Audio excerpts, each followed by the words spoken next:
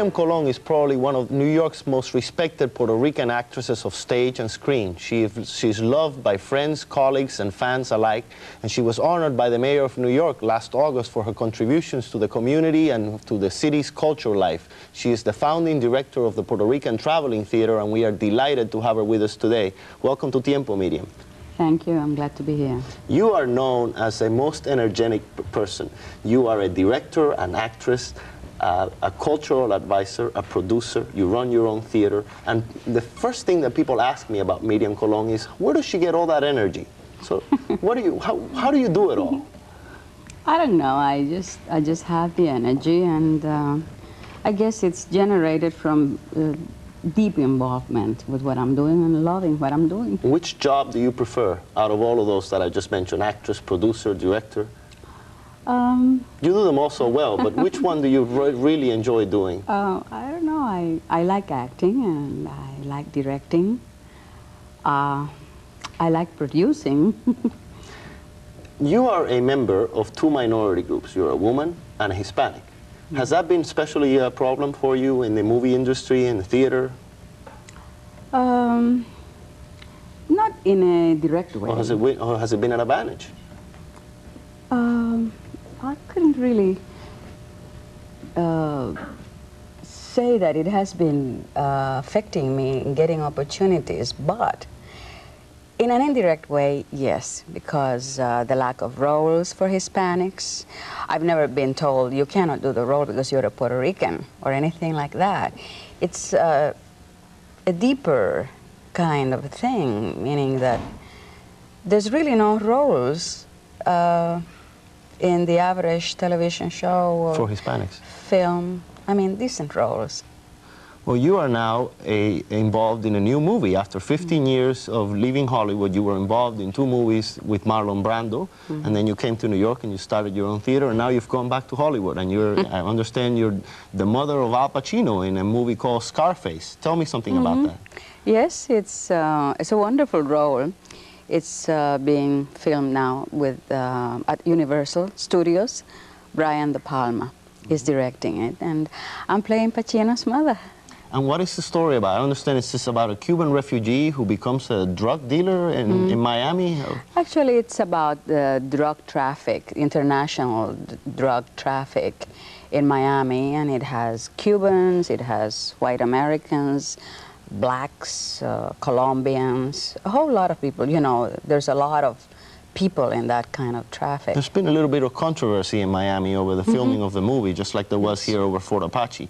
Do you think that there might be controversy once the movie comes out with the Cuban community objecting to the movie? I think they will look at it and realize that it just does not involve Cubans. It's deeper. It's a deeper, very complex problem, but there are Cubans in it. And I guess some of them are very sensitive, and they should be. But in the movie, it does not condone crime. You think that once they see the movie, they will understand? I think there won't be any trouble. Well, let's talk about the Puerto Rican Traveling Theater now. I know that's your baby. And, you know, it's been, what, 15 years since 1967? What makes the Puerto Rican Traveling Theater unique to the Hispanic community? Why is it so important to have such a theater here?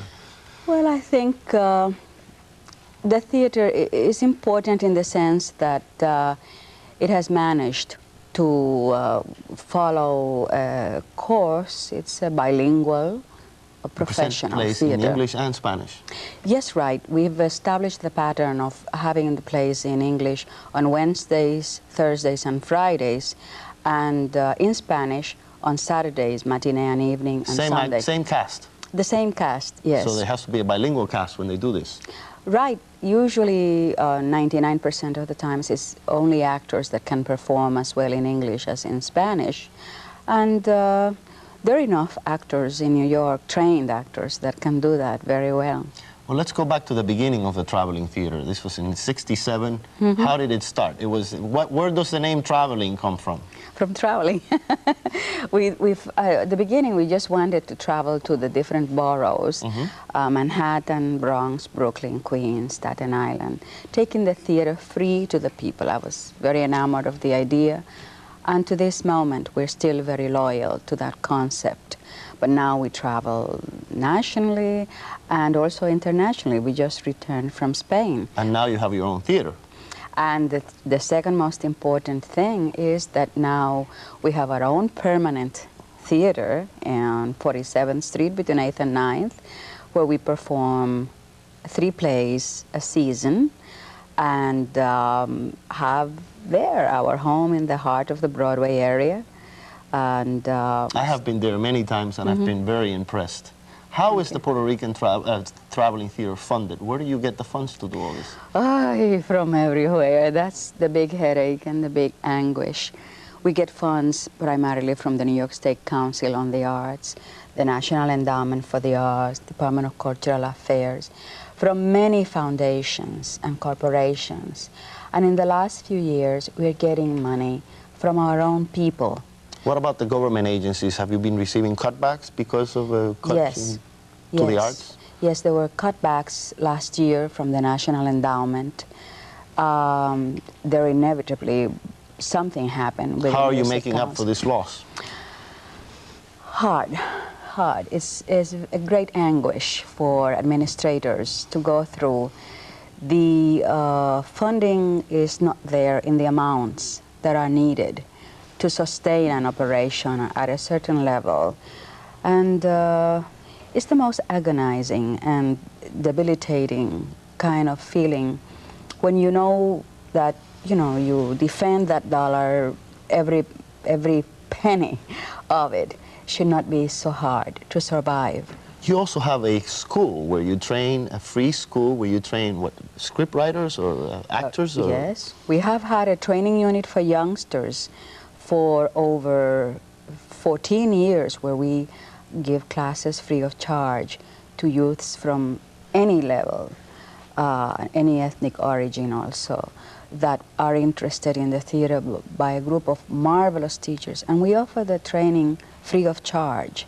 We also have a training unit for playwrights that for about 6 years now takes writers interested in writing for the theater, and they go through a process of developing plays for the theater. Have any of these plays been produced, written by the workshops? Yes, Emil Velasco's play, The Cry of the Angry Owl, was presented by the Fred Hudson Theater last year, and there's about 6 or 7 other plays in preparation at the moment. Also, the plays develop, and then we invite people from different areas, not just developed for the Puerto Rican traveling theater. That is one of the projects that I am most fond of, and I think eventually we will start mining properties from there, hopefully, and for other theaters in New York. We're all looking forward to that. I think the Puerto Rican traveling theater has a future for us all. And I am personally looking forward to seeing you and your theater in the future. But we'll be right back with Tito Puente and Ana, and we'll all have a discussion in a moment. Okay. Next, New York Latin's cultural life.